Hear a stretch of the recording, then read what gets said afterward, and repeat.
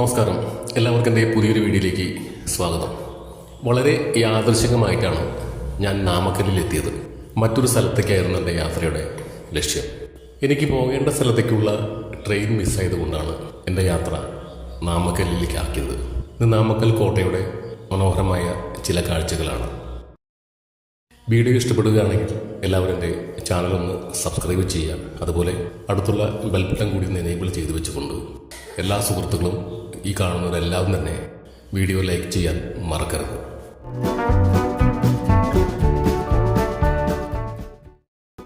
ഒരു ഒറ്റപ്പാറയുടെ മുകളിൽ ആകാശത്തോളം ഉയരത്തിൽ തലയുയർത്തി നിൽക്കുന്ന ഒരു കോട്ട. ഏറെ ചരിത്രവും മിത്തുകളും ഒത്തുചേരുന്ന തമിഴ്നാട്ടിലെ അത്ഭുത കാഴ്ചകളിൽ ഒന്നായ ആ കോട്ടയുടെ മനോഹരമായ കാഴ്ചകളിലേക്ക് ഏവർക്കും സ്വാഗതം. ആ കോട്ടയുടെ മുകളിലേക്കുള്ള പടികളാണ് ഇപ്പോൾ നമ്മൾ ഈ കാണുന്നത്.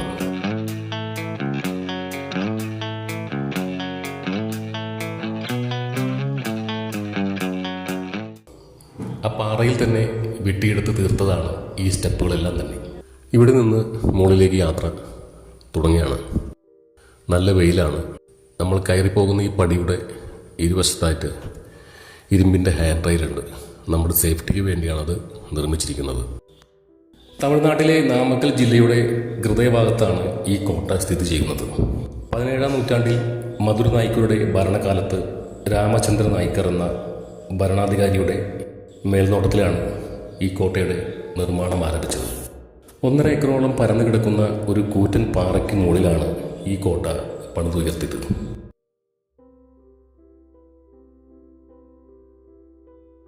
ആ കോട്ടയുടെ ഉള്ളിലേക്കുള്ള പ്രധാന എൻട്രൻസാണ് ഇപ്പോൾ നമ്മൾ ഈ കാണുന്നത്. ഇത് കടന്നു വേണം നമ്മൾ കോട്ടയുടെ ഉള്ളിലേക്ക് എത്താനും അവിടെയുള്ള കാഴ്ചകൾ കാണാനും. ശത്രുക്കൾക്ക് അത്ര പെട്ടെന്നൊന്നും കീഴ്പ്പെടുത്താൻ കഴിയാത്ത വിധം വളരെ സേഫായിട്ടാണ് ഈ കോട്ട രൂപകൽപ്പന ചെയ്തിരിക്കുന്നത്. ഈ കോട്ടയ്ക്കുള്ളിലായി പഴയ പീരങ്കികളും ധാന്യങ്ങൾ സൂക്ഷിച്ചിരുന്ന അറകളും അതുപോലെ തന്നെ ഒരു ചെറിയ ജലാശയവും ഒരു ക്ഷേത്രവും നമുക്കിവിടെ കാണാൻ കഴിയും. ടിപ്പു സുൽത്താൻ്റെ ഭരണത്തിന് കീഴിലായിരുന്നു ഈ കോട്ട. പിന്നീട് ബ്രിട്ടീഷുകാരുടെ അധീനതയിൽ ആവുകയും ചെയ്തു. ഏറെ നേരം നടന്ന് ക്ഷീണിച്ച് അവസാനം കോട്ടയുടെ മുകളിലെത്തിയിരിക്കുകയാണ്.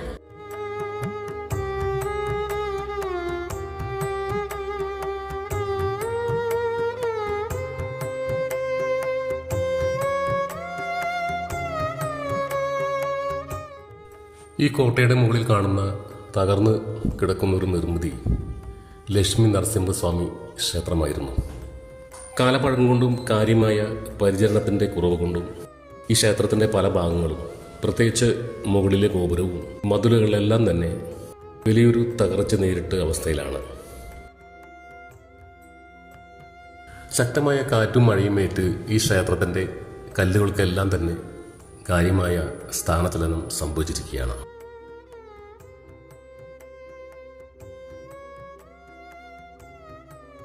ഈ കോട്ടയ്ക്കുള്ളിലെ സൈനികർക്ക് ദീർഘകാലം താമസിക്കാനും അവർക്ക് ആവശ്യമായ ഭക്ഷണ സാധനങ്ങൾ സൂക്ഷിക്കാൻ വലിയൊരു ധാന്യപ്പുരയും ഇവിടെ നമുക്ക് കാണാൻ കഴിയും. ഇതിന് കുറച്ച് അകലെയായിട്ടാണ് യുദ്ധക്കോപ്പുകളും വെടിമരുന്ന് ശേഖരങ്ങളും സൂക്ഷിച്ചിരിക്കുന്ന ശക്തമായ ചുവരുകളാൽ നിർമ്മിക്കപ്പെട്ട വലിയൊരു ആയുധപ്പുരയും നമുക്കിവിടെ കാണാൻ കഴിയും.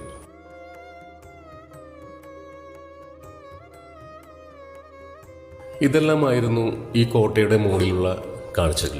ഒരു ക്ഷേത്രവും ധാന്യപ്പുരയും വെടിമരുന്ന് ശേഖരങ്ങൾ സൂക്ഷിക്കാനുള്ള വലിയ മതിലുകളോടുകൂടിയ ഒരു അറയും ഒരു ജലാശയവും പിന്നെ പഴയ കുറച്ച് നിർമ്മിതികളും നമുക്കിവിടെ കാണാൻ കഴിയും. അത് തീർത്തും പൂർണ്ണമായി തകർന്ന നിലയിലാണ്. നാമക്കല്ലിൻ്റെ മനോഹരമായ ദൃശ്യങ്ങളാണ് നമുക്കിവിടെ നിന്ന് കാണാൻ കഴിയുക.